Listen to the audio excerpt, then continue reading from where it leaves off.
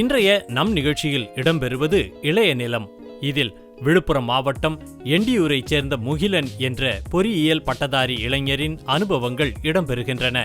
வாழை சாகுபடி செய்திருக்கும் இவர் விதை நேர்த்தி முதல் சாகுபடி முறை, நோய் தாக்குதலை சமாளிக்க கையாளும் இயற்கை வழிமுறைகள் பற்றி கூறுகிறார்.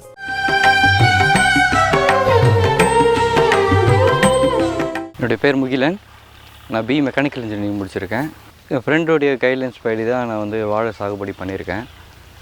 எனக்கு விதை கொடுத்ததுலேருந்து எல்லாமே அவர் தான். கடலூரில் இருக்கார். கடலூர்னாலே வாழைக்கு தான் ஃபேமஸ். விதை எடுத்துகிட்டு ஒரு 350 தான் ஃபஸ்ட்டு ஸ்டார்ட் பண்ணேன். சூடோமோனாஸ், டைக்கோடெர்மா விரிடி இதெல்லாம் வச்சு நான் ஃபஸ்ட்டு ஒரு விதை நேர்த்தி பண்ணேன். விதை நேர்த்தி பண்ணும்போது ஒரு கிலோ போதும்.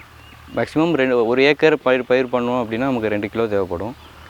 நான் ஒரு அரை ஏக்கர் தான் பண்ணுறேன் அப்படின்றதுனால எனக்கு ஒரு கிலோ ட்ரைகோடெர்மா டிவிரிடியும் 1 கிலோ சூடோமோனஸுமே எனக்கு போதுமானதாக இருந்தது.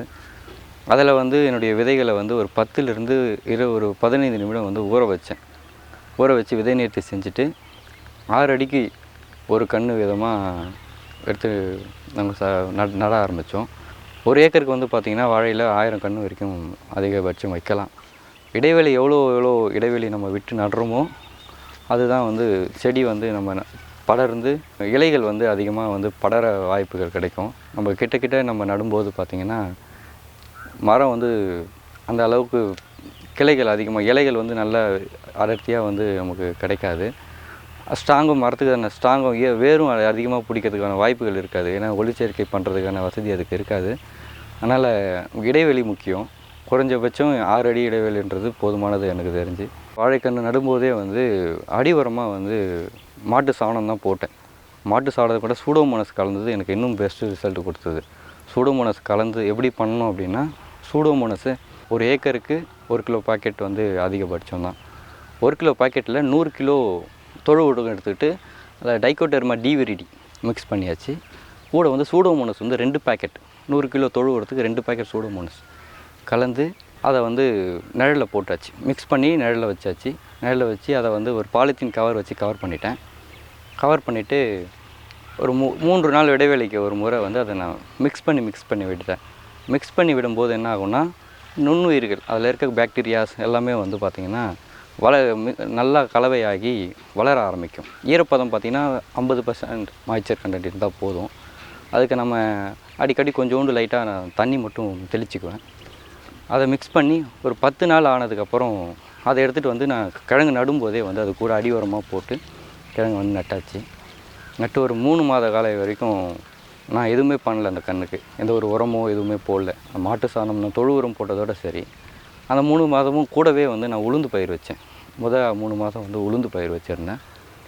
அந்த உளுந்தும் நல்ல மகசூல். நான் கூட நான் இயற்கை உரம் போட்டதுனால கழனிக்கு முன்னாடியே இயற்கை உரம் போட்டு வச்சுருந்தேன்.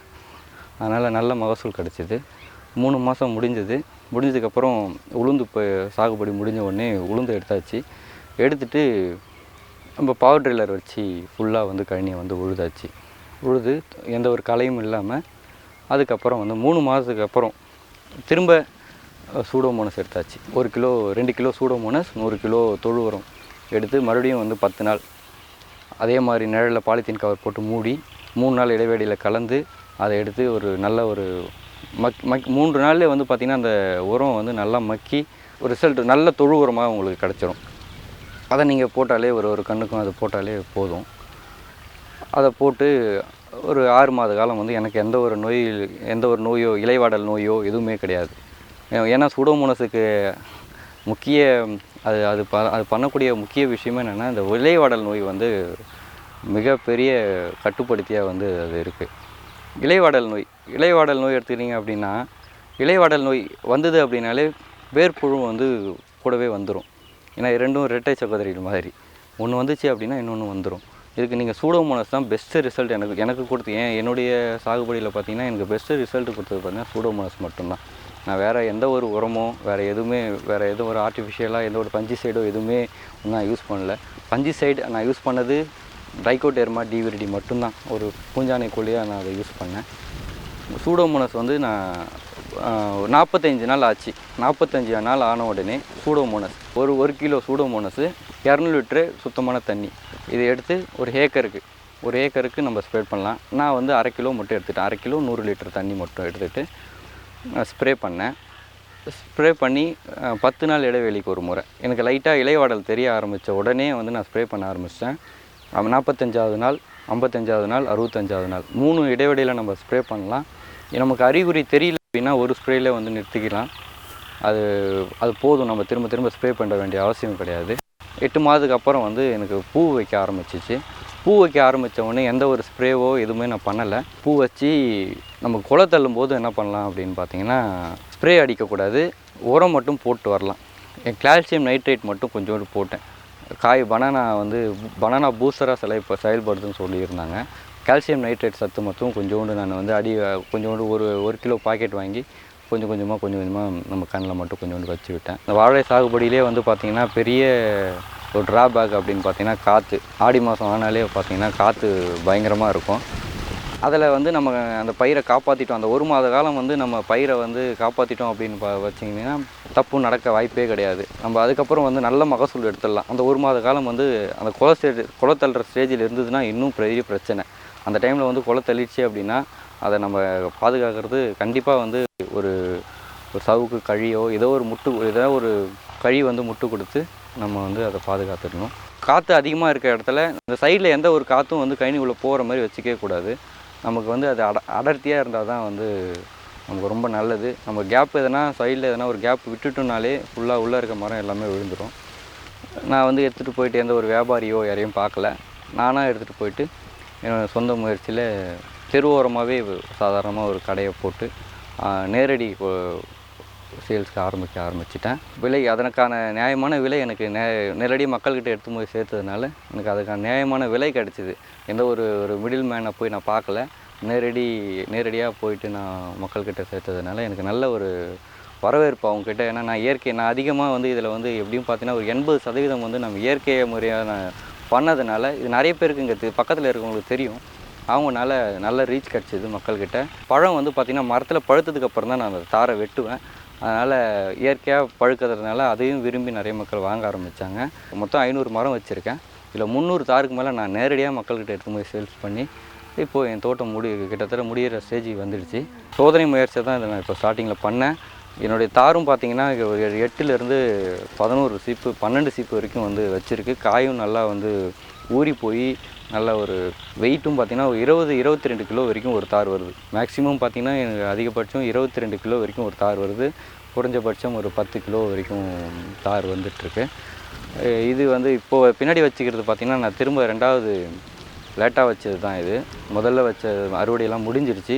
இது நான் காலதாமதமாக வச்சேன். சீசன் முடிஞ்சதுனால அது மரம் அதிகமாக வளரல. அதையான ஊட்டமும் நான் அதிகமாக ஈடுபாடு வந்து அதிகமாக காட்டாததுனால மரம் வந்து ரொம்ப குட்டையாக இருக்குது. நான் மற்றபடி என்னுடைய ஈடுபாடு ஃபுல்லாக அங்கே தண்ணி பிரச்சனை தான் ரொம்ப இருந்தது இந்த சைடில். நமக்கு வந்து சொட்டு நீர் போட்டோம் அப்படின்னா வந்து இன்னும் பெஸ்ட்டு ரிசல்ட்டு கிடைக்கும். நான் சொட்டு நீர் எதுவும் போடலை. இந்த மறுபடியும் வந்து இப்போ பயிர் வைக்க போகிறேன். திரும்ப அதே ஒரு 500 மரம் வைக்க போகிறேன். சொட்டு நீர் பாசன முறையில் பண்ணலான்னு ஒரு ஐடியா இருக்குது. கண்டிப்பாக நல்ல ரிசல்ட் கிடைக்கும்னு சொல்லிட்டு நம்புகிறேன். ஒரு 5 மாதம் ஆன உடனே பார்த்திங்கன்னா இந்த சைடில் வந்து பக்கக்கன்று வளர ஆரம்பிச்சிடும். இந்த பக்கக்கன்னை வந்து நம்ம வந்து கட் பண்ணி விடுறது தான் ரொம்ப நல்லது. நான் பூவன் பழம் பண்ணதுனால எனக்கு வந்து கொலை மேலே தான் நமக்கு எதனா ஒன்று தான் வந்து நமக்கு ஈல்டு எடுக்க முடியும். ஒன்று இலை, இன்னொன்று நமக்கு வந்து பழமாக எடுக்கணும். அப்படின்னா 2த்தில் எது வேணுமோ அதை சூஸ் பண்ணிக்கங்க. ஃபஸ்ட்டு இலை வேணும் அப்படின்னா நம்ம வந்து பக்கக்கன்னை வெட்ட வேண்டிய அவசியம் இல்லை. இலைக்கு விட்டுட்டா நம்ம இலை தேவையில்லை, நம்ம வந்து வாழை தான் வேணும், பூவம் தாராக தான் மகசூல் எடுக்கணும் அப்படின்ற பட்சத்தில் 5 மாதத்துலேருந்து ஒவ்வொரு பக்கக்கனியும் நம்ம வந்து கட் பண்ணி எடுத்துகிட்டு போய் கழனி விட்டு அப்புறப்படுத்திடுங்க. ஒரே ஒரு தாய் மரம் மட்டும் இருந்தால் போதும். எந்த ஒரு பக்கக்கன்னும் வச்சுக்க வேண்டியதில்லை. அப்போது தான் வந்து பார்த்திங்கன்னா ஈல்டு வந்து நமக்கு நல்லபடியாக ஈல்டு கிடைக்கும். பக்கக்கன்று வளர விட்டோம் அப்படின்னா அதனுடைய சத்துக்கள் எல்லாமே வந்து நம்ம கொலைக்கு போய் சேர வாய்ப்புகள் இல்லை. ஏன்னா அந்த பக்கக்கன்று வளர்றது அந்த சத்துக்கள் வந்து தாய் மரத்தில் இருக்க சத்துக்களை அதை எடுத்துக்கிறதுனால நல்ல தாராக வந்து கிடைக்க வாய்ப்புகள் இல்லை. அதனால் வந்து பக்கக்கன்றுகள் வந்து வெட்டி ஒரே ஒரு தாய் மரத்தை மட்டும் விட்டு நம்ம மகசூல் பண்ணுறது நமக்கு நல்ல ரிசல்ட்டை கொடுக்கும். நம்ம சைடில் பார்த்திங்கன்னா கடலூருக்கும் இப்போ நம்ம திண்டிவனத்துக்கும் பார்த்திங்கன்னா மண்ணுக்கும் பார்த்திங்கன்னா என்ன பிரச்சனை வருது அப்படின்னா இங்கே வந்து இலை நம்ம கொலையில் பார்த்திங்கன்னா காய் வந்து கருக ஆரம்பிச்சிருது, கருப்பு தட்டுது அப்படின்னு சொல்கிறாங்க. கருப்பு கருப்பாக வந்து காய்களை வந்து தோன்ற ஆரம்பிச்சிது. இதுக்கு என்ன பண்ணலாம் அப்படின்னு சொல்லிட்டு நான் வந்து கேட்கும்போது, நான் இப்போ தான் முதல்ல பண்ணுறதுனால எனக்கு தெரியல. அதை நான் முடிஞ்ச அளவுக்கு கண்ட்ரோல் பண்ண பார்த்தேன். அதை கண்ட்ரோல் ஆகலை. ஒரு சில தாரில் அது வெளிப்பட்டுச்சு. அதை நான் கேட்கும்போது எனக்கு கொஞ்சம் என்ன அட்வைஸ் பண்ணுறாங்க அப்படின்னா, நம்ம தார் தள்ளுது பார்த்திங்களா, தார் தள்ளும்போதே இலை சருகெல்லாம் இருக்குது பார்த்திங்களா, அந்த சருகை வச்சு அதை சுற்றி கட்டிட சொல்கிறாங்க. கட்டிட்டோம் அப்படின்னா பாலித்தீன் கவரை வச்சு நம்ம கவர் பண்ணுறதை விட நம்ம சருகை வச்சு கட்டினாலே உங்களுக்கு போதும். எந்த ஒரு கருகளும் எதுவும் ஆக வாய்ப்பு கிடையாது. நம்ம தார் வந்து நல்ல ஷைனிங்காக இருக்கும், பார்க்க நல்ல காட்சி அளிக்கும் அப்படின்னு சொல்லிட்டு நமக்கு அட்வைஸ் கொடுத்துருக்காங்க. அடுத்த முறை அதை தான் பண்ண போகிறோம். நான் கம்பெனியில் ஒர்க் பண்ணிகிட்டு இருக்கும்போது ஒர்க் ப்ரெஷர் நிறைய இருக்குது. ஏன்னா நம்ம வேறு ஒரு ஆள்கிட்ட போய்ட்டு தனியாக வந்து ஒர்க் பண்ணுறோம். ஒரு சூப்பர்வைசர் இருப்பாங்க, ஒரு மேனேஜர் இருப்பாங்க. நம்ம என்ன சொல்லப்போனால் ஒரு அடிமட்டத்தில் தான் ஒரு இன்ஜினியரிங் படிச்சிருந்தாலுமே நம்ம வந்து அவங்க கீழே தான் வேலை பார்க்க போகிறோம். அவங்க கட்டளையை கேட்டு நடக்கிற ஒரு ஊழியராக தான் நம்ம இருப்போம். ஐயா, நமக்கு அதெல்லாம் தேவையில்லை அப்படின்னு சொல்லிட்டு அது வந்து ஒரு 3 ஆண்டு காலம் பார்த்தேன். அதெல்லாம் எதுக்கு? நம்மக்கிட்ட ஒரு 4 ஏக்கர் நிலம் இருக்குது. நாம் போய் இன்னொருத்தர்கிட்ட போய்ட்டு கை கட்டி எதுக்கு வேலை செய்யணும்? கை கட்டி வேலை செய்கிறத விட அவங்களுடைய ஒர்க் ப்ரெஷர்ன்றது ரொம்ப அதிகமாக இருக்கும் ஒரு ஒர்க் ஃபீல்டில் போயிட்டீங்க அப்படின்னா. இதெல்லாம் யோசனை பண்ணி தான் ஒரு 3 ஆண்டுகளுக்கு அப்புறம் நான் வந்து திரும்ப விவசாயத்துக்கு வந்தேன். விவசாயம் வந்து ஒரு கம்பெனியில் நான் அதே தான் நான் கம்பெனிலேருந்து வந்த உடனே என்னுடைய கண்ணோட்டம் எப்படி இருந்தது பார்த்திங்கன்னா, ஒரு கம்பெனியில் எப்படி ஆரம்பிக்கிறாங்க, ஃபஸ்ட்டு மோல்டிங் செக்ஷன்லேருந்து ஒரு செக்ஷனாக வந்து அவங்க கண்டிப்பாக வச்சுருக்காங்க. ஒரு பிரிவு வச்சுருக்காங்க. ஒரு பிரிவையும் ஒரு ஆள் இன்சார்ஜ் வச்சு ஒரு ஸ்டெப் பை ஸ்டெப்பாக வந்து அவங்க அதை மூவ் பண்ணுறாங்க. ஒரு சாதாரண வந்து ஒரு நட்டு எப்படி ஒரு பைக்காக உருவாகுது, ஒரு நட்டில் இருந்தால் ஒரு பைக் ஆரம்பிக்குது. அப்போது ஒன்று அசெம்பிள் பண்ணி எடுத்துகிட்டு போயிட்டு ஒரு கஸ்டமர்கிட்ட சேர்க்குற வரைக்கும் அவங்க எப்படி அந்த கோர்வையாக பண்ணுறாங்க அப்படின்றத நான் அங்கே கற்றுக்கிட்டேன். அந்த ஒரு 3 ஆண்டு காலத்தில் இதுதான் என்னால் அதை பண்ண முடியுது. அதே அப்ரோச்சை தான் நான் நிலத்தையும் பார்த்தேன். ஒரு நிலம் இருக்குது அப்படின்னா அந்த நிலத்தை வந்து ஸ்டெப் பை ஸ்டெப்பாக நம்ம எப்படி தரம் உயர்த்தலாம். அப்போது நம்ம பாரம்பரியமாக பண்ணுறாங்க விவசாயம் அப்படின்னும் போது நிறைய தவறுகள் நடக்குது. அவங்க வந்து என்ன பண்ணுறது கிடையாது அப்படின்னா, அவங்களுக்கு தெரிஞ்சதை வச்சு அவங்க பண்ணிடுறாங்க. அவங்க புது ஐடியாஸை, புது டெக்னிக்ஸ் எதனா இருக்கா, இல்லை புது உரம் எதனா இருக்கா அப்படின்றதெல்லாம் அவங்க பார்க்குறது கிடையாது. எப்பயும் நம்ம வழக்கமாக என்ன பண்ணுறோமோ அதையே பண்ணுறாங்க. விவசாயத்தில் நல்ல மகசூல் கிடைக்கலன்னு சொல்லிட்டு அவங்களா புலம்பிக்கிறாங்க, அவ்வளோதான். நம்ம பார்த்து நம்ம ஒரு விஷயத்தையும் வந்து கொஞ்சம் ஆராய்ந்து வந்து ஒரு விவசாயம் பண்ணும்போது அதில் நல்ல ஒரு இயற்கையிலே பண்ணலாம். நான் முதல்ல ட்ரை பண்ணது பார்த்திங்கன்னா ஒரு பஞ்சு சைடு தான் முதல்ல எடுத்துகிட்டு வந்து ஸ்ப்ரே பண்ணேன். நான் வந்து இயற்கை விவசாயம் பண்ணலை. ஃபஸ்ட்டு எடுத்துகிட்டு முதல் ஸ்ப்ரே பார்த்திங்கன்னா ஒரு பூஞ்சானை கோழி எடுத்துகிட்டு வந்து நான் ஸ்ப்ரே பண்ணேன். அதனுடைய ரிசல்ட் வந்து சுத்தமாக ஒஸ்ட்டாக இருந்ததுனால தான் வந்து நான் திரும்ப இயற்கைக்கு மாறினேன். இதைத் தொடர்ந்து கள்ளக்குறிச்சி மாவட்டம் இன்னாடு கிராமத்தைச் சேர்ந்த சக்திவேல் என்பவரது அனுபவங்களை பார்ப்போம். மாற்றி யோசித்திருக்கும் இவர் மிளகு, காஃபி போன்ற பயிர்களை சாகுபடி செய்து வருகிறார். சக்திவேல் அவர்களது கருத்துகள் இன்றைய தகவல் பகுதியில் இடம்பெறுகிறது. வாருங்கள் பார்ப்போம்.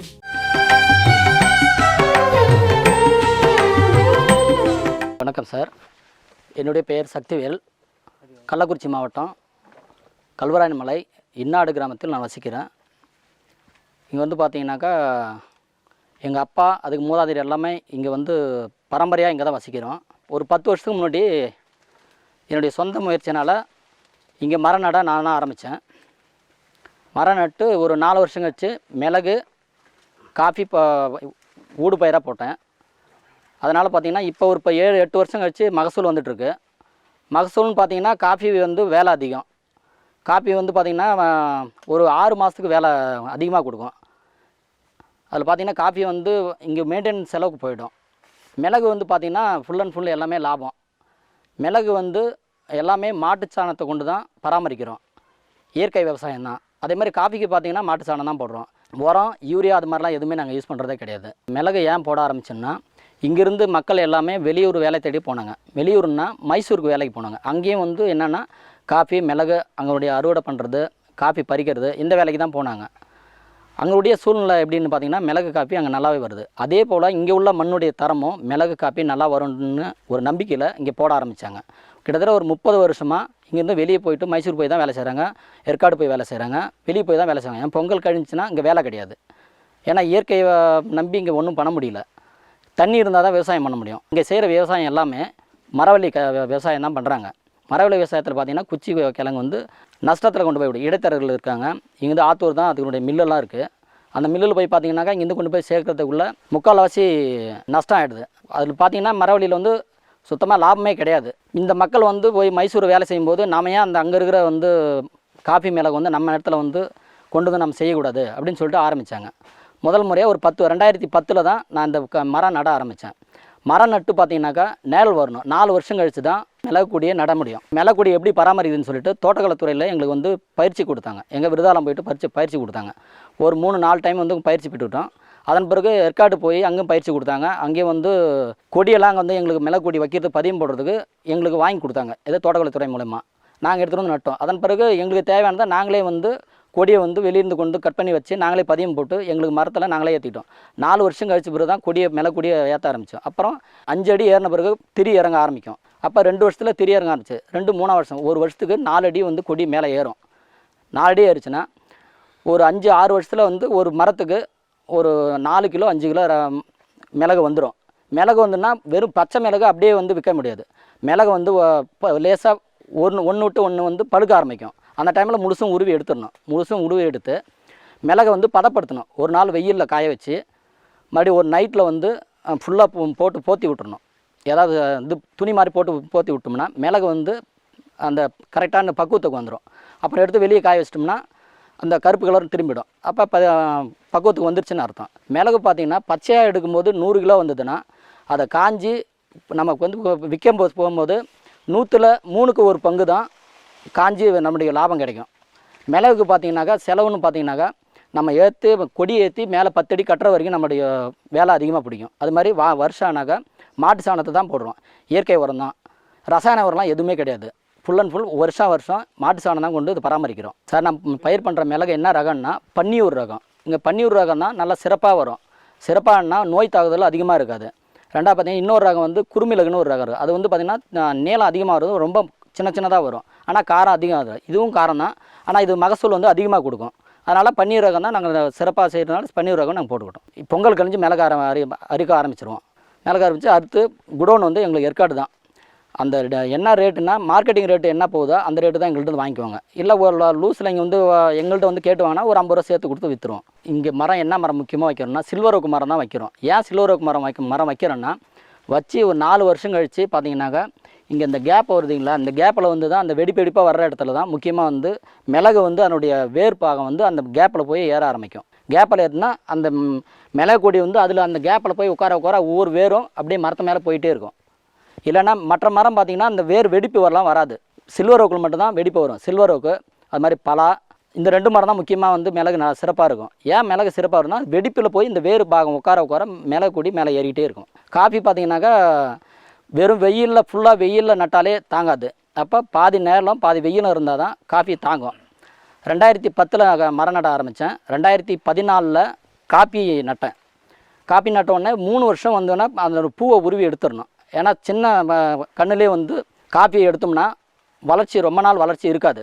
பழம் பழுகிற டைம் பார்த்திங்கன்னா இனிமேல் இந்த நவம்பர் டிசம்பரில் தான் பழம் பழுக ஆரம்பிக்கும். பழத்தை எடுத்துகிட்டு அந்த பழத்தை போய்ட்டு மிஷின் வச்சுருக்கோம். பல்பர் வாஷிங் மிஷின் வச்சுருக்கோம். இப்போ வாஷிங்கில் போட்டு தோல் எடுத்துகிட்டு கொட்டையை அரைச்சி கொட்டையை எடுத்து காய வைக்கணும். 6 நாள் கண்டிப்பாக காய வைக்கணும். கொட்டையை காய வச்சோம்னா 100 கிலோ வருதுன்னா காஞ்சி 20 கிலோ தான் கொட்டையினுடைய இது அவ்வளோதான் வரும். 100 கிலோ பழத்தை போட்டோம்னா 20 கிலோ தான் காய வச்சு வரும். 5ல் 1 பங்கு தான் காப்பி கொட்டை வரும். சில்வர் ஓக்கு மரமும் காப்பியும் வந்து 7 அடி தான் நடணும். ஏன் 7 அடியில் நடணும்னா இது காற்றோட்டம் வந்து 7 அடியில் வந்து கரெக்டாக அதோட கேப்பை வந்து கரெக்டாக ஒரு 2 அடி கேப் கிடைக்கும். ஒவ்வொரு காப்பி செடிக்கும் ஒவ்வொரு மிளகு கொடிக்கும் 2 அடி கேப் கிடைக்கும். அந்த 2 அடி கேப்பில் தான் காற்றோட்டம் உள்ளே போகும். அப்போ அந்த காற்றோட்டம் போக அந்த செடிக்கு, இந்த காப்பி செடிக்கு இல்லை மிளகு கொடிக்கு எல்லாமே காற்றோட்டம் போக நல்லா சிறப்பாக வளரும். ஏன் 7 அடியில் நடலாம் இல்லைனா வந்து நடணும்னு கேட்டிங்கன்னா இந்த நேல் ஃபுல்லாக மூடிச்சுன்னா கீழே வந்து இந்த புல் பூண்டு எல்லாமே வர ஆரம்பிக்காது. அதுக்கு முன்னாடி ஃபஸ்ட்டு வைக்கும்போது நிறைய செடி களை எல்லாமே வரும். அப்போ அந்த ஒரு 4 வருஷத்துக்கு சுத்தம் பண்ணோம்னா மேலருடைய இலை, இந்த சில்வர் ஓக்குடைய மரத்தினுடைய இலை கீழே விலை மூட ஆரம்பிச்சிச்சுன்னா 1 அடி எல்லாம் மூடிடும். மூட்ட பிறகு சின்ன பூண்டு கூட இங்கேருந்து வராது. அதே மாதிரி 12 அடியிலே நடலாம், 14 அடியில் நடலாம். இந்த 7 அடியில் நட்டோம்னாக்கா மரம் வந்து ஒரு சைஸ் தான் வரும். அதுவே 14 அடியில் நட்டோம்னா ஒரு ஏக்கராவுக்கு வந்து 350 மரம் தான் நட முடியும். 7 அடியில் நட்டோம்னா ஒரு ஏக்கராவுக்கு 840 மரம் நடலாம். 840 நட்டோம்னா 14 அடியில் நடும்போது மரம் சீக்கிரம் வந்து பெருசாகும். 7 அடியில் நட்டோம்னா கொஞ்சம் சின்னதாகும். மரம் வந்து ஒரு 15 வருஷம் போனோடனே ஒரு 50 அடியில் மரத்தை வந்து டாப் மேலே வந்து கட் பண்ணி விட்டுறணும். கட் பண்ணி விட்டோம்னா மரம் வந்து பெருசாக ஆரம்பிக்கும். மிளகு கொடி வந்து ஒரு 100 கொடிக்கு ஒரு 2 கொடி இல்லை 3 கொடி வந்து வருஷத்தில் நோய் தாக்கும். அதனுடைய மருந்து ஏதாவது தெளிப்பான் கொடுத்து தெளிச்சிட்டோம்னா இந்த கொடி வந்து பார்த்தீங்கன்னா வாழ்நாள்னு பார்த்தீங்கன்னா 30 வருஷம் 40 வருஷம் 50 வருஷம் வரைக்கும் கூட வரும். அதிகபட்சம் 50 அடி மிளகு கொடி ஏற்றிக்கலாம். 50 அடியெல்லாம் போயிடுச்சுன்னா ஒரு மிளகு கொடியில் குறைஞ்சது பார்த்தீங்கன்னா 5 கிலோ 10 கிலோ கிடைக்கும்.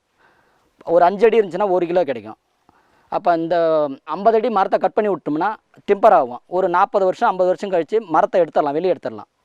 எடுத்துகிட்டு லாரி பாடிக்கு மற்றபடி அந்த வேறு என்ன மற்ற யூஸுக்கெல்லாம் இதை அனுப்பிச்சி விட்றலாம் மரத்தை. இல்லை மரம் எடுக்க அவசியம் இல்லைன்னா மரத்தை அப்படியே விட்டு மறுபடியும் கொடி ஏற்றிக்கலாம். ஒரு மரத்துக்கு வந்து ஒரு பாக்கெட்டு கொடி வந்து 10 போட்ட கொடி வந்து 4 கொடி வைக்கணும், இல்லை 2 கொடி வைக்கலாம். மரத்தை அவருடைய கேப்பு மரம் இருக்குதுன்னா ஒரு அடி 1.5 அடி தள்ளி தான் குழி எடுக்கணும். குழி எடுத்து விட்டு அது வந்து அந்த மரத்தை பக்கம் சாச்சாப்பில் அந்த கொடியை வச்சோம்னா அது போய் வேறு ஏறி அந்த மரத்தில் ஊன ஆரம்பிச்சிடும். அந்த கீழே தொங்க விடாமல் அந்த கொடியை வந்து சணலை வச்சோ இல்லை வந்து துணியை வச்சோ கட்டிக்கிட்டே இருக்கணும். ஒரு 10 அடி ஏற வரைக்கும் அந்த கொடி கட்டிட்டு தான் இருக்கணும். இல்லைனா கீழே விழ ஆரம்பிச்சிடும், கீழே ஓட ஆரம்பிச்சிடும். கொடியை பொறுத்த வரைக்கும் ஒரு 10 அடி வரைக்கும் நம்ம கட்டிக்கிட்டு தான் இருந்தாகணும். கட்டால்னா கீழே ஓட ஆரம்பிச்சிடும். இல்லை கட்டி விட்டுட்டோம்னா 10 அடிக்கு மேலே போச்சுன்னா ஆட்டோமேட்டிக்காக அது வந்து எல்லாம் கொடி வந்து பெருக்க ஆரம்பிச்சிடும். அப்போ மேலே ஏறிக்கிட்டே போகும், எந்த கொடி கீழே விடாது. அது மாதிரி பார்த்தீங்கன்னா காட்டில் இருந்து குரங்கு அது மாதிரி பெரிய தொல்லையெல்லாம் இருக்குது.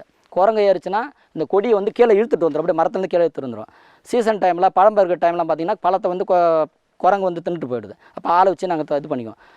இருக்கிற விவசாயம் எல்லாருமே இங்கே இந்நாட்டில் பார்த்தீங்கன்னா எல்லாருமே 500 மரத்துக்கு கம்மியில் தான் வச்சுட்ருக்காங்க. இந்த மற்ற ஏரியாவிலும் வந்து மலையில் இருக்கிற எல்லா கிராம மக்களும் இதே மாதிரி மரத்தை நட்டு மழையை பெய்ய வைங்க, அது மாதிரி வாழ்வாதாரத்தை பெருக்குங்க. அதான் நான் சொல்லிக்கிறேன்.